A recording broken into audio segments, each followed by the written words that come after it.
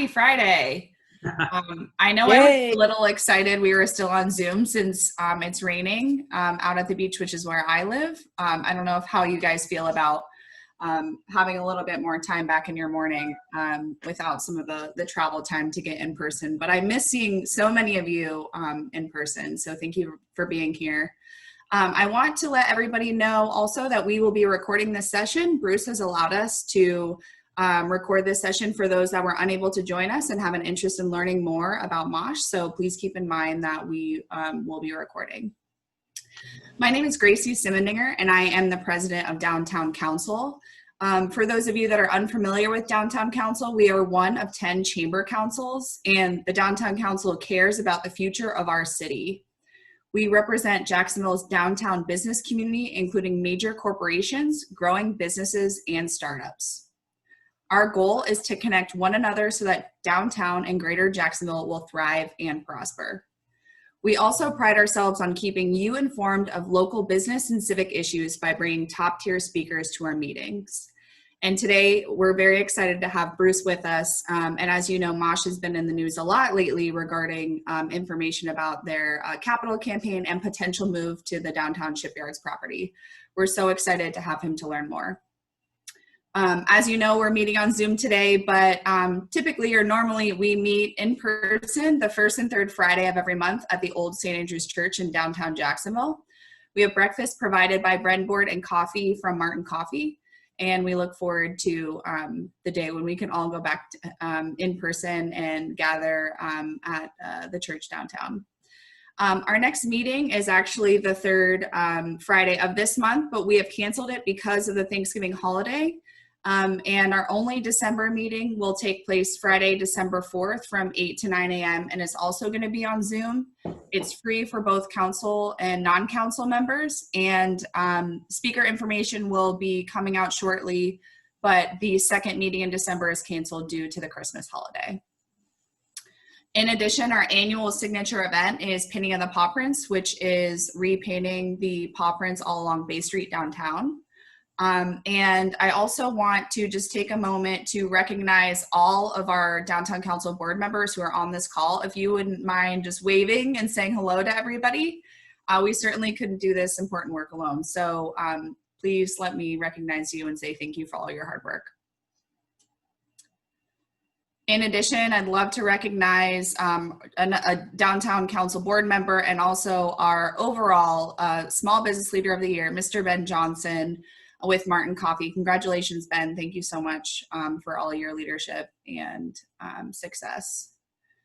And our 2021 Downtown Council Small Business Leader of the Year is Mr. Jim Webb. It's hard to miss him on this Zoom call today. He's wearing an awesome hat with Manifest Distilling. Thank you so much, Jim, for representing us next year.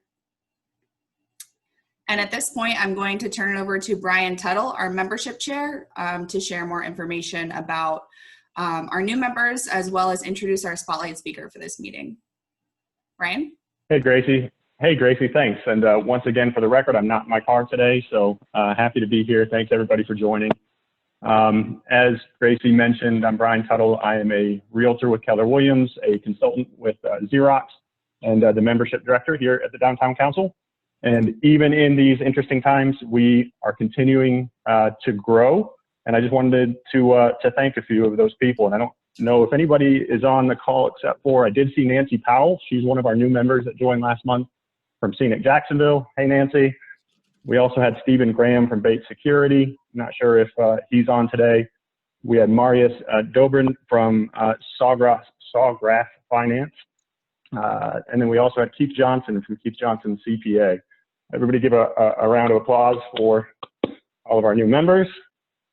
As Gracie mentioned, we also have one of the Chamber's Small Business Leaders of the Year, not our own, but Impact JAX's. And it's my honor to introduce him today, introduce Mr. John Kagan. And I'm just going to say just a few words and I'll turn it over to him. John is the managing attorney of the Kagan & Kagan law firm. They have offices here in downtown Jacksonville as well as Ocala, Florida. John is a graduate of the University of Florida, Levin College of Law. Go Gators, by the way. and is the current chair-elect of Impact JAX and the treasurer of the Rotary Club of Riverside, Jacksonville. John focuses his practice in PIP litigation, representing chiropractors, MRI facilities, and other medical professionals in the collection and litigation of PIP benefits. John is married to his wife, Amanda, and has a 2-year-old son, Benjamin, with the little girl set to arrive in just a few months, February of 21. So, John, take it away. Hey, Brian, I think John might have actually had a conflict this morning. As you mentioned, he works for a law firm, so sometimes things just pop up unexpectedly. So we will look forward to welcoming John at a future meeting so he can share more about his being the SBLY Small Business Leader of the Year for Impact JAX. But there's a little, brief commercial for John, so we'll welcome him back later. And I'm actually just going to turn over to Laura Edgecombe to introduce our keynote speaker for today. All right, well, good morning, everyone. Happy Friday. I'm Laura Phillips Edgecombe. I'm the Director of Catering, Events, and Community for local restaurant group, The Bread and Board. I'm also a board member of the Downtown Council and in charge of programming. So very, very, very excited this morning. I know, as some of y'all know, I get real excited about our speakers, and it's just because such a big part of Jacksonville and such a big part of Downtown Council is educating our community. And, Jacksonville's got a lot going on right now. And one of those big things has to do, as Gracie mentioned, we have a new CEO for our Museum of Science and History, and there's a capital campaign going on, and there is talks of moving. And so we reached out to Bruce Fafard, sorry, I can never say your name correctly, I so apologize, and asked if he would join us, and kind of last minute, and he was so excited. And it was just, Bruce, I'll tell you, your response email about wanting to be our guest speaker and excited to talk to our group, it made us smile. So thank you very, very much. I'm going to give everyone just a little bit of background on Bruce in case you don't know. You may know him. He is the former CEO and president of 121 Financial Credit Union based here in Jacksonville. And he made the move over to MOSH very, very recently. Very happy and excited for his leadership with the museum moving forward. He is not Jacksonville native, but he's been here long enough and been involved in the community enough that I think that he has a healthy understanding of what we as a group, as a leadership, really want for the city.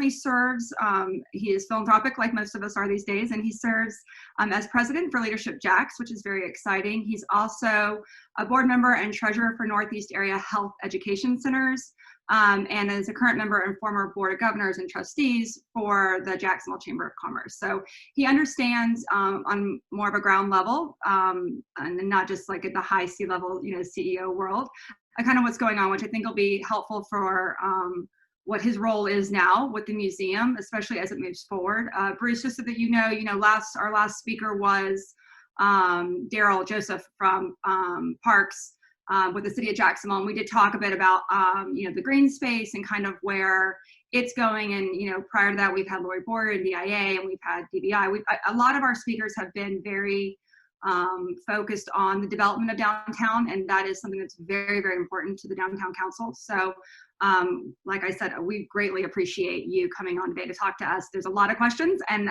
so that everyone understands how the questions work, put them in the chat box. Downtown Council board members will moderate, and then when we get to the questions, Bruce, I will ask you questions.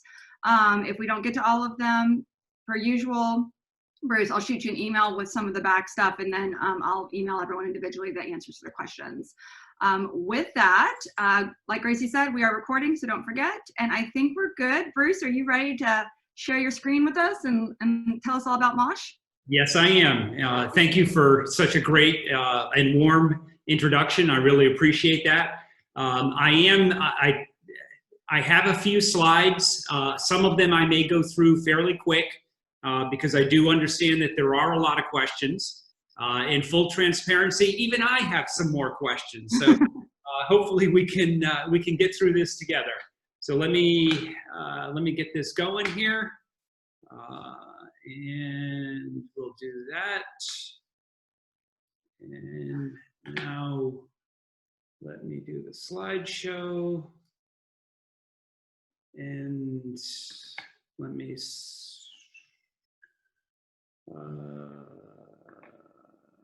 okay, and there we go. All right, does everybody see that? Good, all right, so like I said, some of these I'm gonna go through quickly. What I do wanna do though, kind of first to give you an idea, just to level set, especially because I've been in the Jacksonville community for 6 years now, and I didn't fully understand and appreciate the depth and history of what the Museum of Science and History has.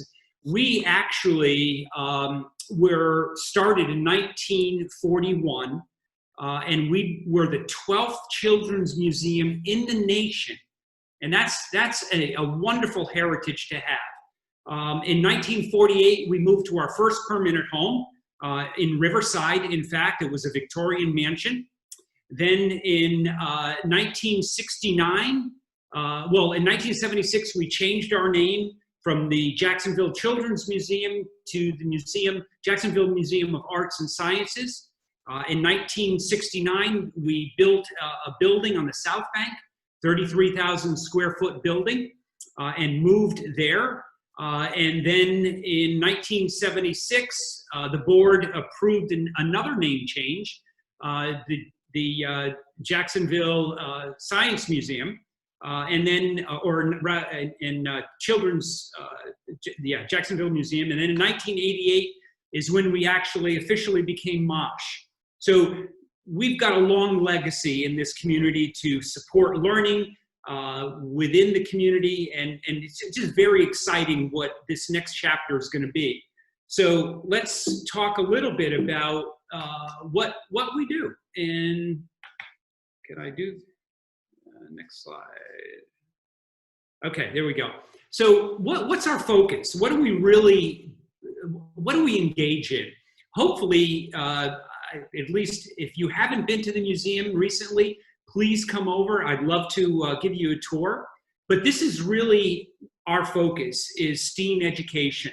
We have outreach programs. We do early learning programs. We do homeschool days, which actually a lot of interest in that right now as a result of the pandemic.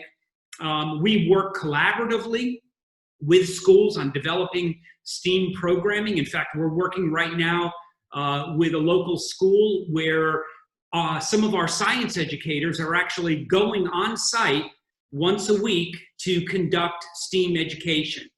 We also do public programming events, and we've converted quite a bit of our content to virtual. In 2019, just STEAM, we did over 48,000, we educated over 48,000 students. And if you look through this, you can really see why we're considering a change. Not only did we serve 48,000 students in STEAM education, we had over 150,000 people be served on site, and the total population that we served in 2019 was 170,000. Between 2015 and 2019, we had over 600,000 visitors come through our doors. So that's a lot of capacity. That's a lot of outreach into the community. It started back in 2013 when we started looking at these numbers and realizing that we needed to grow. We needed to expand beyond our current footprint. So we conducted and had over 250 stakeholders come in and discuss this with us, a variety of individuals all across different industries, both in education and in private business. We actually brought in a firm out of Atlanta, Consult Econ, to do a market analysis for us in 2014. We also did a North Florida technical assistance panel, and then we laid out a 10-year plan to grow MOSH. So how did this change? What happened? Some of you, I'm sure, have heard about MOSH 2.0, and that whole process kicked off MOSH 2.0. Late fall last year, the Board of Trustees became aware that there might be an opportunity, instead of to stay on the North Bank, to move or South Bank rather, to move to the North Bank. And so as the board worked through that evaluation, there were several things that were prominent front and center that really drove the decision by the board of directors to say, yes, that is the best decision for the future of MOSH. One of those decisions was resiliency. Resiliency is critical, especially as we look at waterfront development. Now, it's resiliency not only as a result of sea level change, but also as a result of other weather events. And as we have become painfully aware, we can actually build in safeguards for transmission of pandemic within the resiliency footprint. The South Bank location, because we would be renovating an existing building and staying within that footprint, a lot of the resiliency we would not have been able to do at that location. Also, North Bank gives us direct visibility to the waterfront. We're going to be right in the middle of the sports and entertainment district, and perhaps even more important for the communities in Northwest Florida, we're going to be connected to the Emerald Trail. So this is a really well-designed or thought-out integrated footprint that we can have. And I can envision a family coming, spending the morning at MOSH, and maybe going to the Jumbo Shrimp in the afternoon for a ball game, or maybe coming on a Saturday and going to a JAX game that's held that evening or on a Sunday. So those are really positive benefits, and it really integrates well. The other thing is that looking at the existing location in a renovation, we would actually have to shut the museum down for probably 2 years. And that would be a substantial hit, not only to the financial well-being of the museum, but also to the community, that we would shut off all our programs and not be accessible. The other component to it is when you design from the ground up, you've got a lot more flexibility in where you put things. And so the North Bank gives us the ability to add some additional space for some of the large scale exhibits that today we're prohibited from actually bringing them in. The larger exhibits require between 12 and 14,000 square feet exhibit space. We're limited today to 7,000 to 8,000 square feet. So to give you an idea of what that means to us, it's a substantial expansion. And it gives us the ability to plan into the future. Now, I can tell you that since we've had this announcement, the interest and the momentum that our capital campaign has gained has been outstanding. And so let me give you, now, while this work was done not prior, let me give you some just quick overviews on what a new museum might look like. So here we've got, you know, the other important thing is workforce development. That's really what we're all about, is building that, doing maker spaces, having a lot of interactive hands-on. One of the realities in early childhood development is they learn by doing. They learn by engaging. They learn by having their hands on. And this gives us the opportunity to actually increase the number of maker spaces that we'll have. We'll actually have experiential experiences. And one of the things that's very exciting, because we're going to be actually on the water, have access directly to the waterfront, is we can highlight the importance of the St. Johns River and how critical that is, not only for Jacksonville, but for all our communities within Northeast Florida. Again, we hope to have a water quality lab. That's a big focus for sure. Now, as a business person, and this is kind of my perspective, this I hope really resonates with you. Here's the projection from the economic feasibility study that we had done.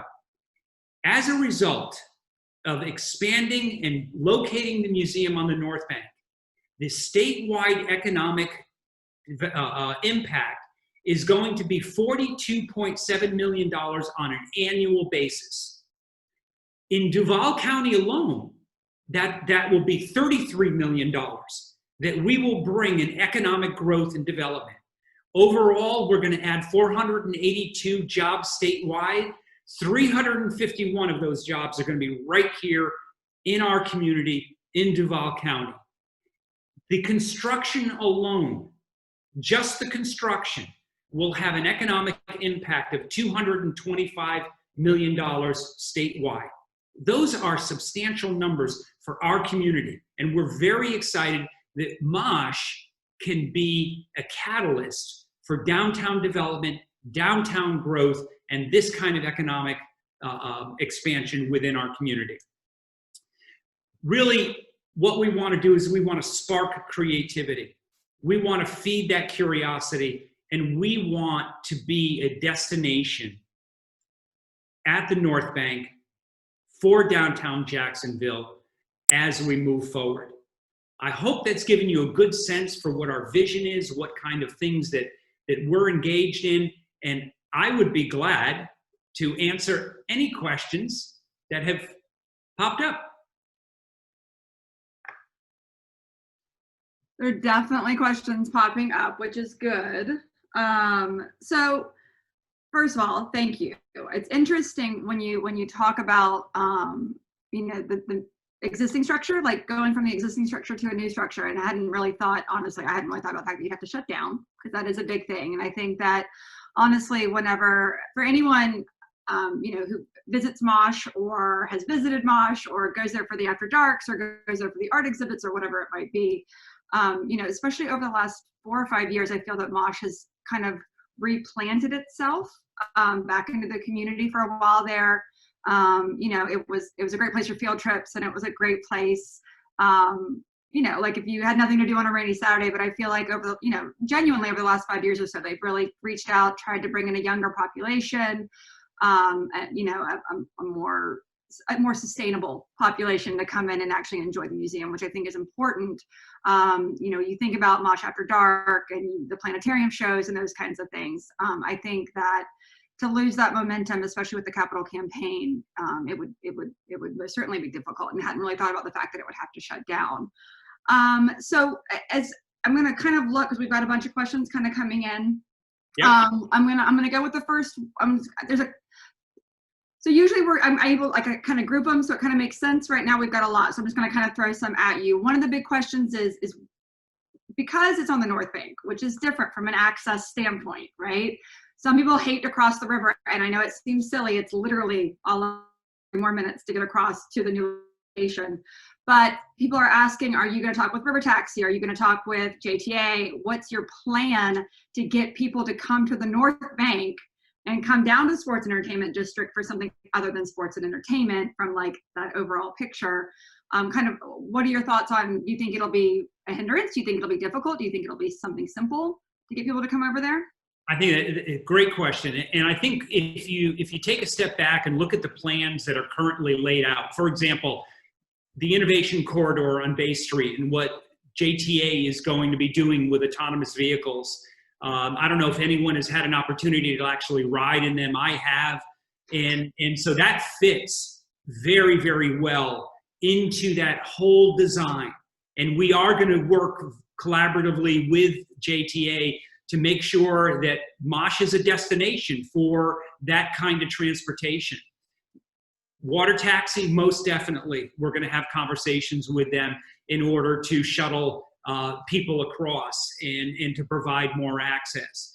The thing is that on the South Bank, if it's been a while since you've been there, we actually have somewhat limited parking capability there.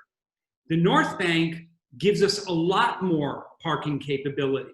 And with the additional transportation that's actually already in play and in development, we see that as really complementing that whole ability to be able to support. Now, I will tell you the economic analysis, we're running now anywhere between 200 and 220, 180 to 200 visitors is what our normal rate is without the pandemic. Based on the analysis that was done, we're looking at over 500,000 visitors on an annual basis. So that's a marked increase. And while we find a way to do it, it would be very difficult to accommodate that on the South Bank. The North Bank lifts some of those restrictions. So we will work very collaboratively with JTA, with the water taxi, with the city on transportation options. The other thing, and keep in mind that being integrated with the Emerald Trail, our hope is that there's going to be a lot of pedestrian and bicycle traffic that will come to the museum as well. To that, I mean, as part of the campaign moving forward, you know, I mean, are you, as far as like Visit JAX, Visit Florida, those kinds of things? I mean, not that MOSH does not actively market in those areas, but I mean, we've also had several other speakers on talking about, you know, creating destinations, Jacksonville being a place for tourists to stop on the way down south or on their way up north. I mean, is that something that's within y'all's overall, you know, broader approach as well? And like actually trying to make MOSH a destination? It's like going to Atlanta to go to the museum, you know, like, hey, let's go to Jacksonville to go to the museum kind of thing. Is that more of the overall arching thing? Because you talk about upping your visitors. I'm assuming that's not just local. I'm assuming that that's more national visitors. Yeah, and again, if you look at how we're planning this, the intent of the board is that MOSH will be a signature destination within Florida, and it will attract international attention because of how we're approaching it. One of the things that you wrestle with as a curator within a museum is how do you make that dynamic? For example, we have an award-winning exhibit called Currents of Time. It outlines the history of Northeast Florida. That is a static exhibit. If you go and see it, maybe you can go through it two, 3 times. You've got the content. So with the opportunity to move into a new footprint, we can actually build in the capability because of technology, because of where we are today, that some of that curated content will be dynamic, which means every time you go, you're going to be exposed to something new. We really do believe that visitors will want to come back 4 to 5 times in 1 year just so that they can see this new content. Having that capability is also going to be a destination, or will be sought out as a destination. You know, people go to museums, specifically go to cities for museums. We are going to be that city. We are going to be that destination. And so we're just so excited about this opportunity to be able to really be a catalyst for other economic development in that area. And if you look at where the Chamber has gone on their trips over the past several years, there are always cities that have a river or a waterfront as a destination. And if you look a little further, you will find there's a museum as a cornerstone for those cities. And that's what MOSH will be. Well, to that, and you talk about the economic development and those sorts of things, being part of the Emerald Trail, the green space, that is something that literally is a majority of the questions that are in here right now. Utilizing green space, including green space, having, you know, we had Nancy Powell from the Parks Now Initiative, Riverfront Parks Now Initiative. We've had, you know, I told you we had Daryl speak with us last time. And clearly Kay with the Emerald Trail, those sorts of things. I mean, you're going to be part of it as in like, you're going to make sure that X number percentage of your landscape, I mean, like, you know, your plot is green space. When you think about outside activations from a museum standpoint, I mean, is it just going to be parks and benches and trees, or are you actually going to have interactive things that draw people and families and kids and those sorts of things to kind of come be a part of the museum in an outside capacity? So that's kind of a two-pronged question, and I'll try and answer both of those. We, without question, that we are looking to incorporate green space as much as possible. And I mean, we're working very closely with DIA on exactly how that's going to look. Those are still some discussions that we have to have. That's not yet finalized. And we're, like I said, we're working collaboratively with them. If you were to say what the ideal situation would be, is that they're part of what Parks Now has proposed is that we would actually be integrated into that. We would be part of that, so that we can envision a field trip, school's field trip coming, going to the museum, and then having lunch out in the park area. I mean, perfect location. Now, when it comes to the opportunity to have more outside activity, that's one of the other major benefits of moving to the North Bank and having a little more breathing room, a little more elbow room. And we've already started discussions on how can we expand some of the interactive displays outside, so that even when the museum is closed, if a family's walking by, they can engage, they can be involved in some of these exhibits. So and that is a huge plus as well for going to the North Bank. Do you, so in as far as that goes in itself, right? So the property that you're going to, the shipyards, that area is riddled with negativity, and no way can anything be, built there. It's going to cost, more money than the world has to make it viable. What are the plans? Like, what are y'all's plans on even a base level? I'm sure you don't, I mean, it's not like you have this epic architectural drawing, but like, what are the plans? What are your thoughts? How long is it going to take to make the ground viable for you to build? Is it something like, what is this plan look like? I mean, are we saying it's 10 years from now, it's 5 years from now, 2 years from now, we'll be at a ribbon cutting? What are you thinking?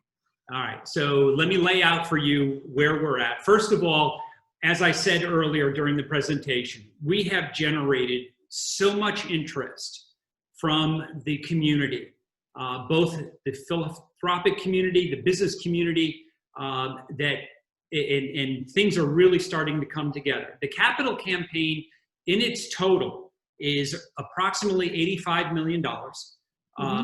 We have a campaign cabinet that is made up of a substantial number of business leaders and philanthropists in Jacksonville. That campaign cabinet, their goal is to raise $25 million. Okay. We are approximately 25% to that goal as a result of this announcement. So that is very, very exciting. The plan now, and again, some of this is still subject to change. We're working through some of the logistics. As I said earlier, we're working very closely with DIA. Our intent is to start the process next summer. So we have an RFQ that is almost completed for architectural design that will go out by the end of the year. Our goal is to have an architect awarded by sometime in the spring. We have recently hired a project manager to help with this process and oversee this process on our behalf. Nice. We will hire exhibit designers by early fall next year, and we've already done a milestone chart. Our goal is to open up in the fall of 2024.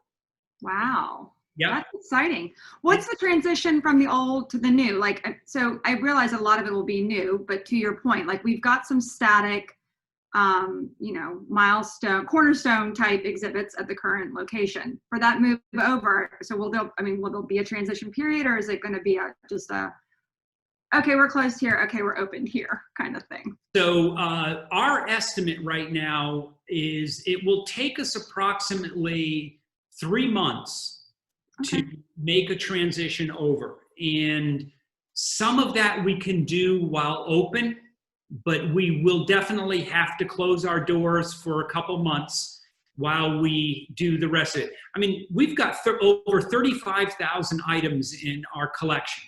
Unreal. And that is a lot to, and there are, there are very stringent requirements on how a museum handles your collection, how you move that collection to and maintain the integrity.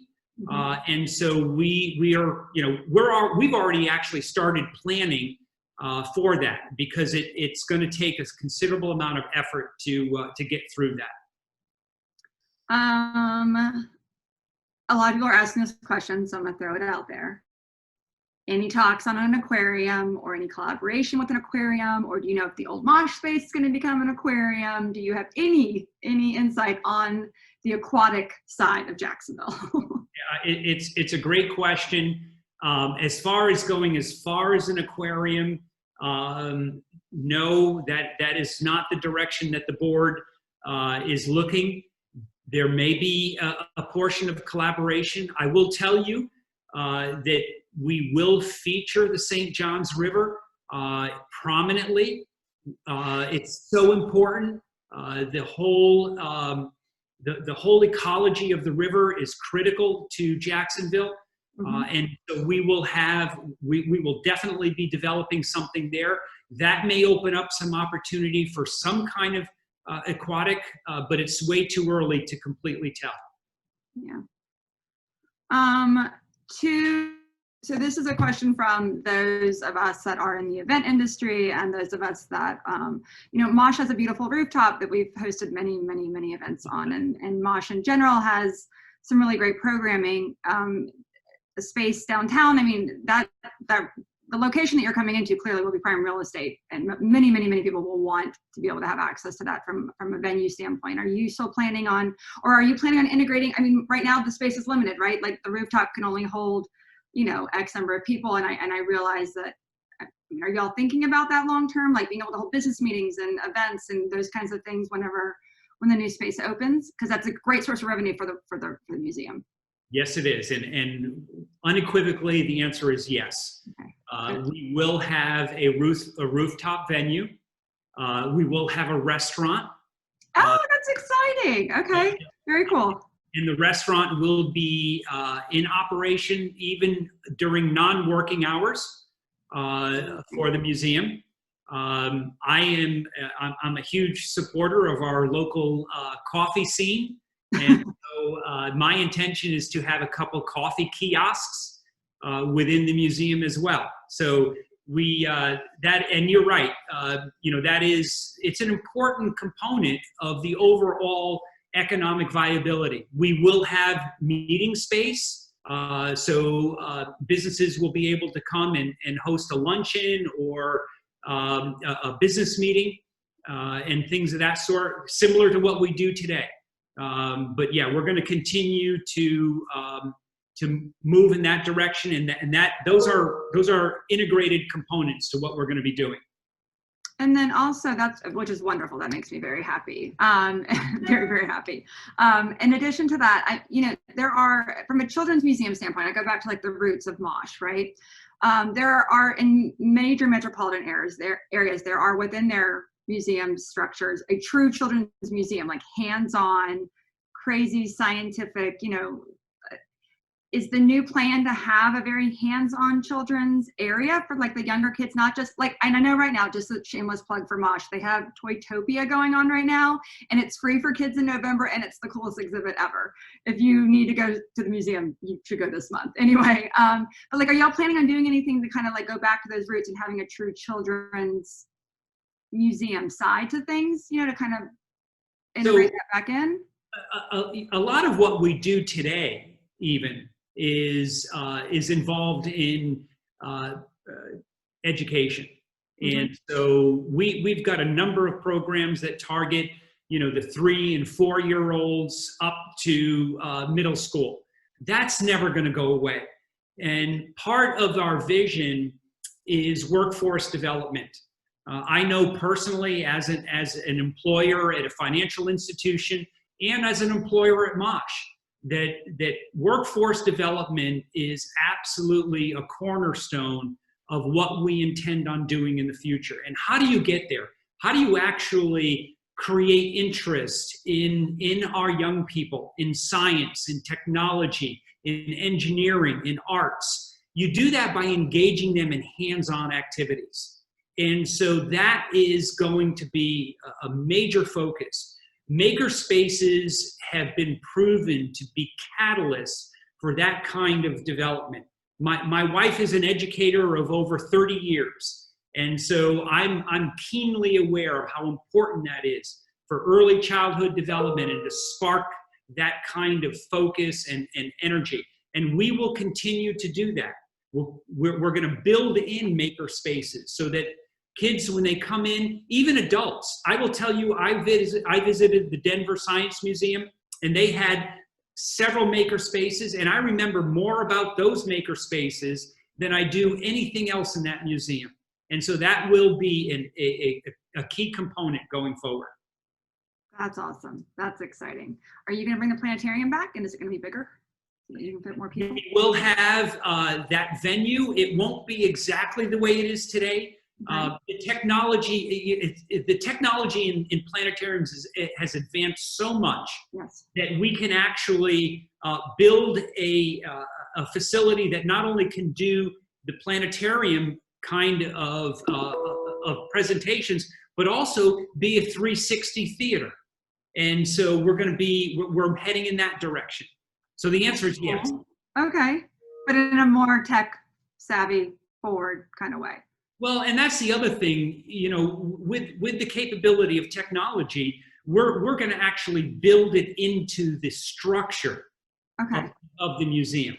And so that gives us a lot of flexibility in programming, gives us a lot of flexibility in being able to introduce dynamic components to every exhibit that we bring in. That's very fascinating. Totally random question, but fun for the arts. Are you going to have Sean Thurston paint another mural on the new building? Or are you going to do something for the one that he has that's iconic nationally? That mural on the side of the building is iconic. And so there's quite a few people that are very worried that mural is going to disappear. Do you happen to know anything about that at all? Has that even been brought up? It most definitely has been brought up, because we agree. It is iconic. We love it. We're actually going to put a focus group together to figure out how we maintain it. How, you know, can it be moved? Can it? Yes. What can we do? So we're not sure where that's going to, how it's going to end up, but that is important to us as well. It's a big deal. That mural is just absolutely. And it's very Jacksonville, which is kind of neat. Like it showcases and highlights the museum so beautifully. While also paying homage to our wonderful and great. Okay, let me do one quick scan through and make sure I got most of the questions, and then I'm pretty sure we've hit all the big ones. There's some smaller ones that I will probably email you because they're a little bit more focused. Okay. If I can take the liberty, I did see one. How do you donate? Oh, there you get. That's gonna be my last thing. Is how do we get involved? Of course. How do we help? How do we get involved? How do we get you to where you need to be in your capital campaign? Great. Yeah, I appreciate that. First of all, we all need to participate, and you're going to start seeing some additional work on behalf of the campaign cabinet, but also some very practical things. We're taking the approach that while we need those substantial gifts, we need the business community to really step up. We need more gifts like the ViStar, like the PNC, like Mary Virginia Terry. All are just critical. But we also believe that the grassroots, the $5, the $10, the $50 is critical to us, and that's how we are going to do this as a community. Understand, this is a community project. This is not a MOSH project. Mm-hmm. This is a Jacksonville project, and we really need to be. All of us need to be involved at whatever level we're comfortable. I almost feel like a politician, but then again, that's the only way this is going to work. And so, if you want to give today, that's real easy. Just make sure you mark your donation for the capital campaign. We are taking donations. And as I said, as soon as we announced that we were going to the North Bank, my goodness, our Chief Advancement Officer, Kay, her phone has been ringing off the hooks because of the overwhelming support. And even our long-term donors, as soon as we got in touch with them, when the board made this decision, overwhelmingly, they were positive in their feedback, they were supportive. And so that's primarily one of the most important ways. We will be putting a variety of different task force together. I'm working on right now an innovation council that's going to be looking intently at the technology, and we're going to be pulling that together after the first of the year. There'll be other opportunities if anyone is interested in getting involved in volunteering. By all means, let me know. I'd be more than happy to make sure that your voice is heard. We're going to be interacting. For example, we'll be pulling together a task force to help us navigate through the curation of the St. Johns River. So there's a lot of opportunities to get involved, and we'd love as much community participation as possible. Well, and to that, I'm going to go ahead and extend an offer for 2.5 years from now to invite you to be a sponsor of paw prints, because we're painting paw prints in front of your new building. So we would love for you to be a part of our event as well. It's kind of exciting. I was just sitting here thinking about the fact that we literally, well, it's part of our route, and we've got a lot of changes coming forward the next couple of years. So it'll be exciting to have you guys integrated into a part of that. Actually, really looking forward to that. What we'll do, you guys, is we'll send out an email. I mean, everyone can go to the MOSH website. It's not difficult. But if anyone has any direct, asks or gives or, wants to get in touch with Bruce, he's very good at responding to emails. So I'm sure he'll be happy to do that. And for that, as far as like those that want to get involved and volunteer, Bruce, I ask that y'all please send us information, and we'll happily share it with those within our council to kind of like get the ask out and make sure. I mean, like to your point, this is definitely community driven, and it's good for the community as a whole. So anything that we can do, especially for downtown, that's what we're here for. Most definitely. Does anyone, Brian wrote MOSH dinosaur. Yes, cute. That's cute. That is the MOSH dinosaur. Brian Tuttle's background is the MOSH dinosaur. That's cute.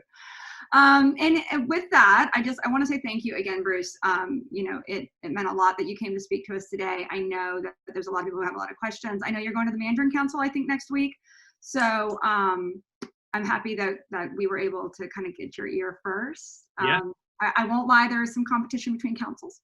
And so I'm very excited that we got you first. And we will be in touch with you. We will 1000% keep this line of communication open, and we'll ask you to come back probably multiple times between now and the opening of the museum, if you don't Most mind. Definitely. I would welcome to be able to come back. And one last pitch, we do have, as Laura mentioned, Toytopia. It's so fun. It's so fun, and it spans all age groups. I mean, we've got a 1980s arcade set up, and we've got the world's largest Etch-a-Sketch. So come on out, bring your children, your grandchildren. It's kids-free November, and I hope to see you there. Thanks, Bruce. Thank you, Bruce. Thank you so much. What an incredible presentation. We loved majority of it being Q&A, just learning, the inner workings of the plan. It's really exciting. So thank you for joining us. At this point, I'm going to ask Amanda Patch with the chamber to put us everybody on and then take it off. We're getting whiplash here. There it is. Makes me so happy. If you could wear that every Friday meeting, that would be beautiful. All right, everyone. Amanda, is everyone back? I know I had some of my breakout session friends drop off. Okay.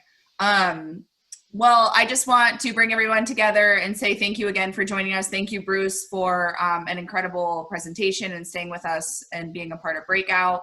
As I mentioned, our next meeting this month is canceled due to the holidays.